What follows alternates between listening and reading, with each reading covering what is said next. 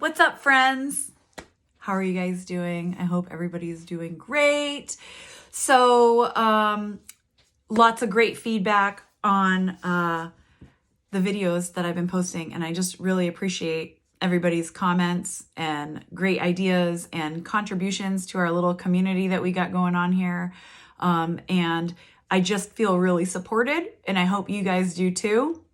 I get a lot of really good feedback that you guys are asking great questions, not only of me, but of each other.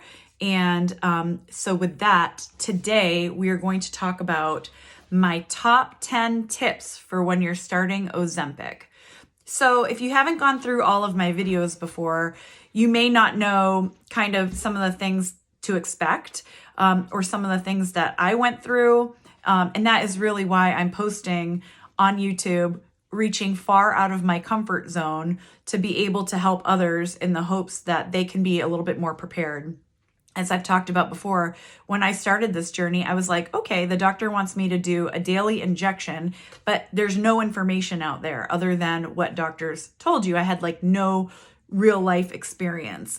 And so that began my journey on YouTube. And that's why I'm here, just kind of posting as we go along, so that others may be able to pick up on some of this information and get the resources that they need. So this video is about my top 10 tips,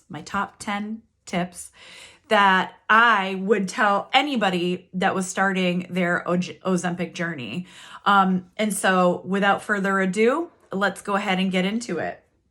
So my first number one tip is prepare yourself for a lengthy journey, okay? And as I go through these tips, and I hope you'll stay till the end, I hope some of this resonates with you. But I think that this is like the number one tip that people are like, they just have unrealistic expectations, okay? So people who get put on this medication for weight loss are generally obese or in the very overweight category. They've talked to their doctor and they've decided that Ozempic or Wegovy semaglutide is an option for them. So the first thing is prepare yourself to go up and down in your weight.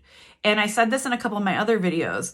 You didn't put on 30, 40, 50, 60, 70 and up pounds for some people overnight. So like, think about it. You're not going to lose 30, 40, 50, 60, 70 pounds like in a week. With your first 0.25 injection, like that is not going to happen. One of the best pieces of advice that I got from the beginning was, listen, throw your hands up and go for a ride. You're probably going to get more along than if you were struggling on your own with no medication. And that like really resonated with me. I'm like, right, I'm probably not going to get any sort of other tool without a constant struggle. I mean, I had been in the gym and eating right, working out day in and day out and not seeing any results. And so I figured if I just put my hands up, went for the ride in the little roller coaster with Ozempic, that I was just going to see what happens. And I think that that is so important for people. Like, just see what happens. You're probably going to get further along than if you didn't have this tool. And this is a tool. And that when I really committed to doing that, I found that I was really able to kind of navigate my own journey a little bit easier. So just put it in your head, like prepare yourself. You're not going to lose 40, 50, 60 pounds in 1 week. You have to titrate up. You're going to have to take steps to get this weight off you. So that's tip number one. Tip number two, don't stress yourself and be kind to yourself. And if you stay to the end of this video, you're going to hear about what I think is the number one tip that really, I think, changes how we are in our whole life on this journey. But, this tip in particular, like, don't stress yourself. Don't start getting really down on yourself. Like, oh my God. And it kind of goes hand in hand with tip one. Like, you didn't put the weight on overnight. You're not going to get it off overnight. Try not to overthink the side effects thing. Don't think about how you got here until you're ready to do some of that work on yourself. Ride it out. Don't stress. If you miss a injection or you decide with your doctor that you want to take one the day before because you're starting to get hungry, that's fine. I got really stressed out at 0.50 because I'm like, shit, why am I hungry? I wasn't as hungry on 0.25. And like, I just got myself into like this big tizzy that was for no reason. So that's tip number 2. Tip number 3, plan a schedule for your injections that work for you. With that being said, you need to look at your schedule every day and you need to figure out how you are going to take this medication so that your side effects, if you get any, because not everybody gets them, are lessened. So, I hope you'll look at some of my other videos, but some of the things I do is I take my medication at night. I take it on a weekend so that I know that the likelihood of me having to work or really be on my A game is slower, because for me, a big side effect for me has been like serious fatigue. Like I get damn tired. So plan a schedule of injections that work for you. And like I've said before, try to take it at night because you won't feel as nauseous. You'll be sleeping. Plan a schedule that works with what you have going on in your personal life, in your career, upcoming events. If you have a big event coming up, say you're going to a wedding and you don't want to feel like crap, and on day 2 after you take your medication, you feel terrible, you might want to work with your doctor or ask them, like, can I take it a day early, a day late? Like, look ahead and start planning, because organization is a big part of how you are successful, in my opinion, on this medication. Number 4, pick up the tools to help you navigate through any side effects. One of my other videos that I talk about ginger gum, which has really helped me with the passing nausea that I've had. Emergency, which I put into my water so that I can try to get my water going, and that really helps with the side effects as well.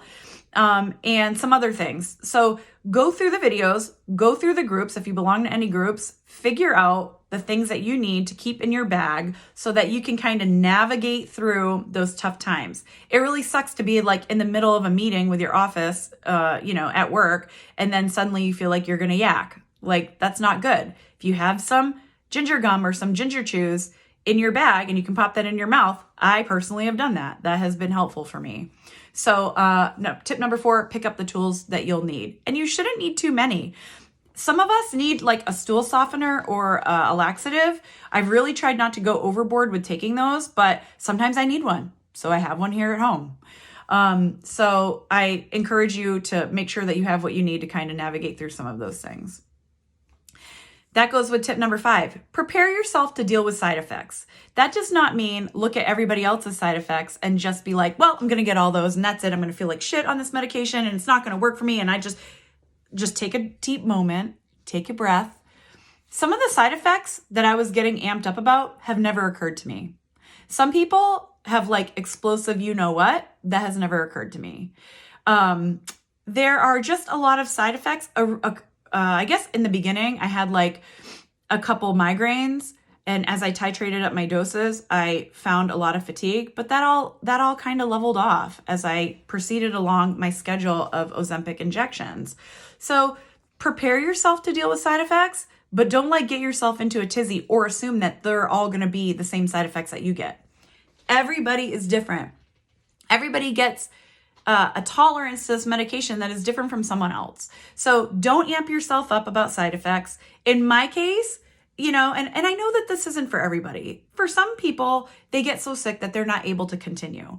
But don't keep putting off taking the medication because you're just convinced that you're going to have all these side effects. And I hear, I didn't really hear this a lot. Like, some of you might not have any side effects. And if so, you are lucky. My side effects in particular have been constipation, which I had before, a migraine like the day after I take medication, and just a lot of fatigue. Like, I get really tired after I titrate up my dose. Like, the next day, I know that I have to do, that needs to be like a Sunday or a day that I'm not doing a whole heck of a lot. So that is tip number 5. All right, what are we on? Tip number 6. Don't psych yourself out about the needle. Okay, I don't do very well with needles, okay? It's kind of embarrassing. I get like queasy when it's time to go get my blood work, and I have a thyroid condition, so I have to go get my blood work done like every 8 weeks, and like I get hot flashes and I feel like all kinds of gross. And as a military member, like my tolerance at this point should be up, but I just don't like needles. So I was like amping myself up about this little needle, and then when I stuck it in my old little fat roll, I couldn't even feel it. Like, I just was like, I can't believe I postponed this because of this needle that is like millimeters big. I didn't even feel it. I never feel it. Sometimes you'll feel a little bit of a burn if your medication has been in the refrigerator for a while, and then you just go ahead and stick it without letting it get to room temperature. I have learned a lot since that first injection that I did. And when I go back to it, I kind of feel stupid when I look at it. But when I go back to that first video, I was like really nervous about a needle that is like millimeters. You're not going to feel it, especially if you have a fat roll like me. You're definitely not going to feel it in there. All right. That's tip number 6. Tip number 7 is, for me, I have not weighed daily. I don't encourage people to weigh daily. I basically get on like once a week. Sometimes if I'm feeling like, oh my gosh, nervous about going up, because this is a very psychological thing, you might be like, oh my God, I ate more yesterday. I ate an ice cream. I feel like I'm not, I put on 3 pounds yesterday. Get on the scale. Don't stress yourself out about it. But as a general rule, weigh yourself, like weekly. And with that, take photos of yourself. Use the measuring tape. In the Army, we use the old school measuring tape to take measurements to make sure that we have met the standard with our body weight composition, which, by the way, has always been a struggle for me. It's always like very anxiety producing for me. And I've been doing this military gig for like 20 plus years. But take photos, because that is where the proof is in the pudding. Like, you are going to be able to see all the changes that your body has gone through. And if you do that weekly too, like, it's a good track. It's a good way for you to measure your progress on this medication. So those two kind of go hand in hand. Don't weigh daily if you can help it. And take photos as you go along. And like, feel how your clothes fit. Like, for me, it's so awesome. I jammed myself into an old a J. Crew blazer that I was like, I love this thing. It's so cute. Looks so cute with jeans. I put it on. I'm like, well, damn, it fits. Like, you got to kind of use other things other than that damn scale. All right. We're almost to the end. Hang in there if you're with me this far. Number 8. Don't compare yourself to anybody else. Okay? Some people in the groups lose 10 pounds on their first week of 0.25. Some people are still as ravenously hungry as they were before, and they're just like, this is not going to work for me. And everybody is different. What I weigh is different from what somebody else weighs. It might be harder for someone who is smaller to lose that initial, like, kind of reassuring oomph first weight loss, which is probably going to be water weight. But also, if someone is larger, they're probably going to lose more weight quickly.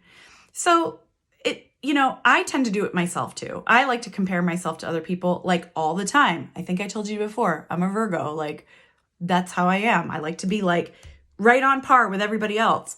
But all of these bodies are different. These bodies are doing a lot of work when we're losing fat, right? We're losing fat.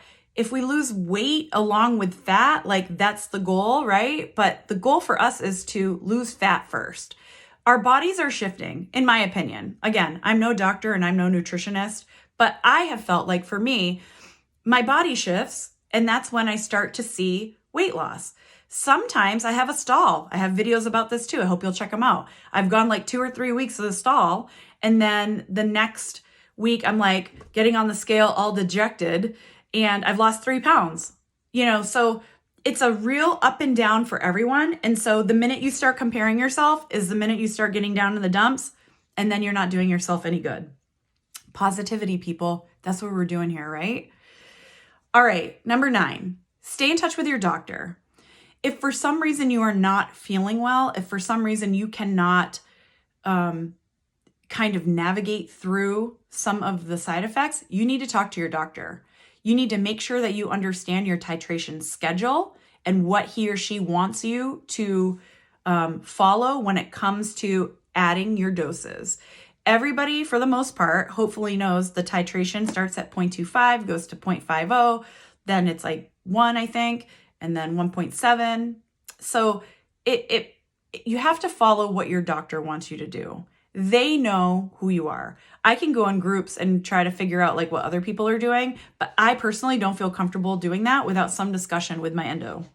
And so I encourage you to do the same. You don't want to have such a bad experience that you are not able to maintain on this medication. And so that for you might mean titrating on a more slower dosage schedule. So stay in touch, be really clear, and document your symptoms if you're having them. And if you're having them regularly, so that you can kind of plot that out with your doctor. That is like very important. And number 10, this is like the most important. And this is one of the things I talked about in my last video. Work on, and if by the way you've stayed this long, thank you. Work on your inner struggles and focus on self-care. We are a whole person. We are like so much more than just, being overweight or struggling with weight issues or eating or binging or whatever is going on with us. Look for ways that you can get through some of that stuff. Maybe it's a therapist. Maybe it's reading some books. I'm going to talk about like my favorite book in one of my next posts. So I hope you'll tune into that. Like set your little dinger on your YouTube so that you can get notified when I post something. But this book has been like life-changing, and it really made a lot of connections for me. And I'm like, right, this is how I ended up here. This is how I ended up not only with my weight or with my body image or with things going on with my body, but this is how I got to 44, and we carry a lot with us through the years and as we get older.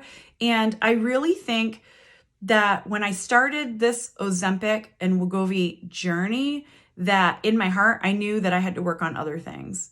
I had to work on being more present. I had to work on like how I felt about not only my body, but my face, and how I was not setting enough time aside to take care of myself.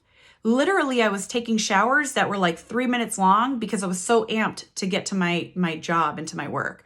And it's okay to take a little bit longer shower so that like you can just kind of process. And I wasn't doing that. And that's like at the most basic level. Working on our inner self is a part of why I started posting these videos. I do feel like I've gotten a little bit more comfortable posting on here, but it's weird. It's very personal for me. And I know that it's very personal for a lot of you. So I'm going on a limb. I'm dealing with some of the haters in the comments. Oh, you shouldn't be doing this and you shouldn't be doing that. But I don't think I'm doing anything controversial. I'm just trying to help people. So those are my top 10 tips. Okay. I think that these are things that have helped me over the last like 23 weeks since I started in November. It's April now. And I'm probably not quite halfway to my weight loss goal. So we got more work to do. And I'm going to have to keep working on all of those things that I just talked to you about. I hope that you found this helpful. I hope that you made it till the end. Like and subscribe, right? If you hadn't already, this is what you're supposed to say on YouTube, I guess. Like and subscribe and hit your little dinger. And please comment below and let me know, what are some of your tips? We might do this little video again with some of the tips that you guys have brought forth that I haven't even thought of yet. Hey, I'm thinking about all you guys. I hope everybody's doing great. And I appreciate, as always, you watching and hanging in there with me. We got this. Stay the course. Bye.